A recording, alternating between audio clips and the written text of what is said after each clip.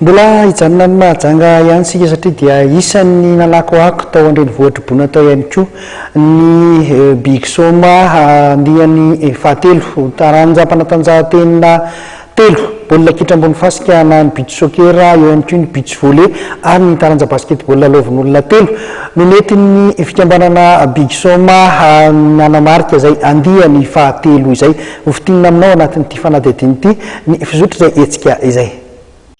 Hetsika govana be ara-panatanjahantena izay ahitana ny baolina kitra ambony fasika na ny beach soccer sy ny beach volley ary ny basketball lalaovin'olona telo sy ny hetsika ara-javakanto teto amin'ny Soma village natolotry ny fikambanana Big Soma Bojo ho an'ny mponina Mahajanga nandritra ny fotoam-pialatsasatra nanomboka ny 9 Aogositra ka hatramin'ny 14 Aogositra lasa teo. Taranjam-panatanjahantena anankitelo zany no tena nisy tamin'ity taon'ity. Teo zany ny beach soccer nandraisan'ny fokontany 9 amby roapolo anjara, fokontany 9 amby roapolo eto amin'ny tanàna ny Mahajanga renivohitra. Dia teo ihany koa ny taranja volley beach volley izay niarahana tamin'ny ligue volleyball eto Mahajanga ary ny taranja basket lalaovin'olona telo niarahana amin'ny fédération malagasy ny basketball. Manahoana ny fahitanao fisotra ny fananana fitiavana ny olona izay hetsika ara-panatanjahantena ety indrindra ety Masina izay.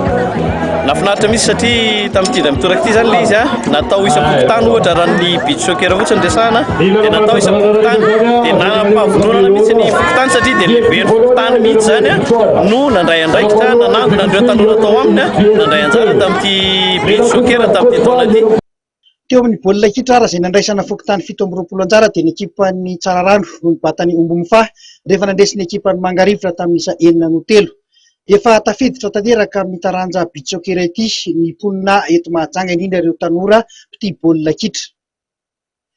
Teo amin'ny taranja basketball lalaovin'olona telo dia nanao podro ihany koa ny ekipan'ny SBBC lasany avokoa ny amboarana teo amin'ny lehilahy na teo amin'ny vehivavy manana ny toerany tokoa ny ekipan'ny SBBC amin'izao fotoana izao raha eo amin'ity sehatra ny taranja basketball ity.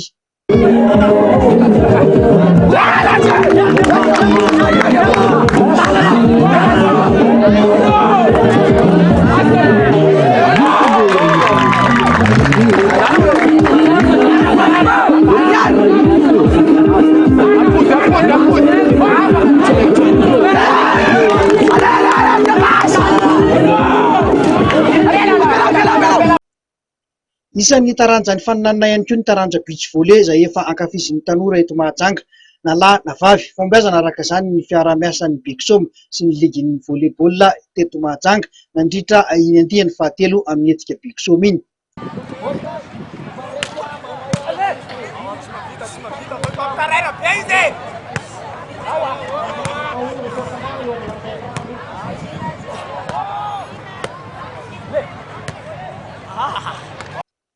Nanafana ny hetsika teto Mahajanga nandritra ny andro maromaro ny fampisehoana antsehatra nandraisany ireo mpanakanto maro anjara nandritra ity fotoam-pialatsasatra ity.